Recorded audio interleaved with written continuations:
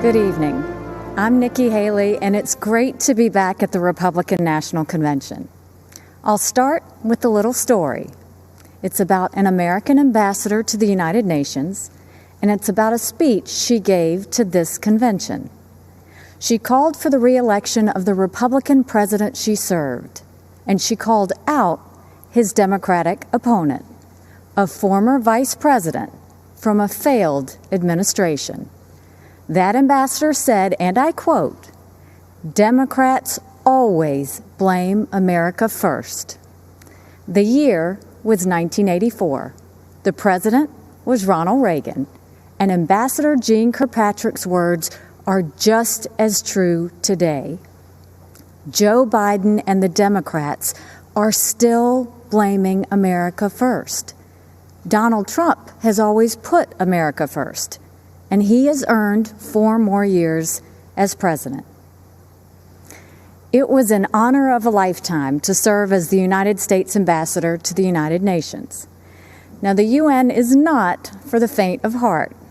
It's a place where dictators, murderers, and thieves denounce America and then put their hands out and demand that we pay their bills.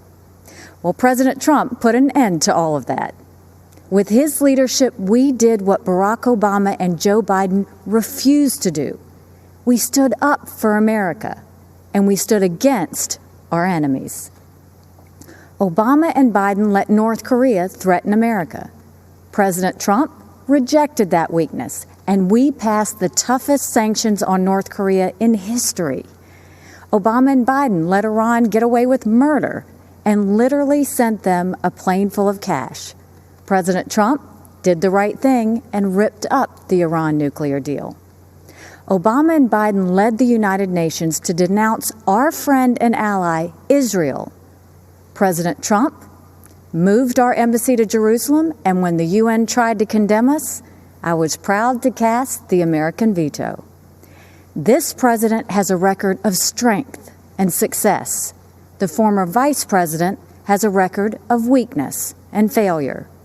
Joe Biden is good for Iran and ISIS, great for communist China, and he's a godsend to everyone who wants America to apologize, abstain, and abandon our values.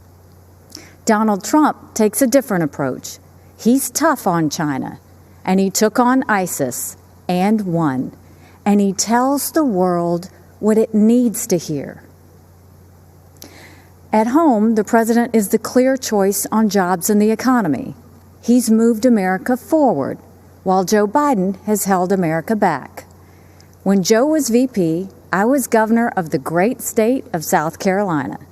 We had a pretty good run. Manufacturers of all kinds flocked to our state from overseas, creating tens of thousands of American jobs.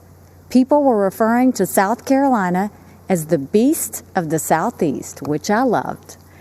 Everything we did happened in spite of Joe Biden and his old boss. We cut taxes, they raised them. We slashed red tape, they piled on more mandates. And when we brought in good-paying jobs, Biden and Obama sued us. I fought back, and they gave up. A Biden-Harris administration would be much, much worse. Last time, Joe's boss was Obama. This time, it would be Pelosi, Sanders, and the squad. Their vision for America is socialism, and we know that socialism has failed everywhere. They want to tell Americans how to live and what to think.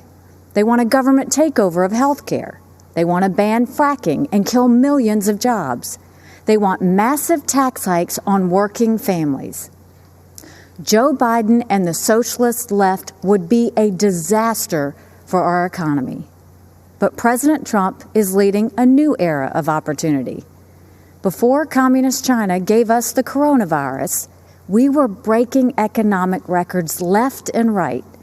The pandemic has set us back, but not for long. President Trump brought our economy back before, and he will bring it back again. There's one more important area where our president is right. He knows that political correctness and cancel culture are dangerous, and just plain wrong. In much of the Democratic Party, it's now fashionable to say that America is racist. That is a lie. America is not a racist country. This is personal for me. I am the proud daughter of Indian immigrants. They came to America and settled in a small southern town. My father wore a turban. My mother wore a sari. I was a brown girl in a black and white world. We faced discrimination and hardship, but my parents never gave in to grievance and hate. My mom built a successful business. My dad taught 30 years at a historically black college, and the people of South Carolina chose me as their first minority and first female governor. America is a story that's a work in progress. Now is the time to build on that progress and make America even freer, fairer, and better for everyone. That's why it's so tragic to see so much of the Democratic Party turning a blind eye towards riots and rage. The American people know we can do better. And of course we value and respect every black life. The black cops who've been shot in the line of duty, they matter. The black small business owners who've watched their life's work go up in flames, they matter. The black kids who've been gunned down on the playground, their lives matter too. And their lives are being ruined and stolen by the violence on our streets. It doesn't have to be like this. It wasn't like this in South Carolina 5 years ago. Our state came face to face with evil. A white supremacist walked into Mother Emanuel Church during Bible study. 12 African Americans pulled up a chair and prayed with him for an hour. Then he began to shoot. After that horrific tragedy, we didn't turn against each other. We came together, black and white, Democrat and Republican. Together, we made the hard choices needed to heal and removed a divisive symbol peacefully and respectfully. What happened then should give us hope now. America isn't perfect, but the principles we hold dear are perfect. If there's one thing I've learned, it's that even on our worst day, we are blessed to live in America. It's time to keep that blessing alive for the next generation. This president and this party are committed to that noble task. We seek a nation that rises together, not falls apart in anarchy and anger. We know that the only way to overcome America's challenges is to embrace America's strengths.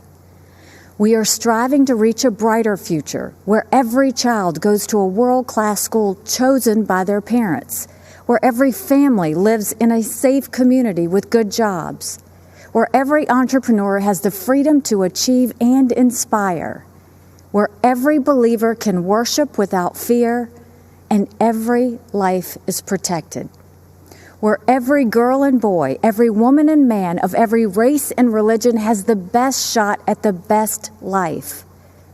In this election, we must choose the only candidate who has and who will continue delivering on that vision. President Trump and Vice President Pence have my support, and America has our promise. We will build on the progress of our past and unlock the promise of our future. That future starts when the American people re-elect President Donald Trump. Thank you, good night, and may God always bless America. Hey, NBC News viewers, thanks for checking out our YouTube channel. Subscribe by clicking on that button down here and click on any of the videos over here to watch the latest interviews, show highlights, and digital exclusives. Thanks for watching.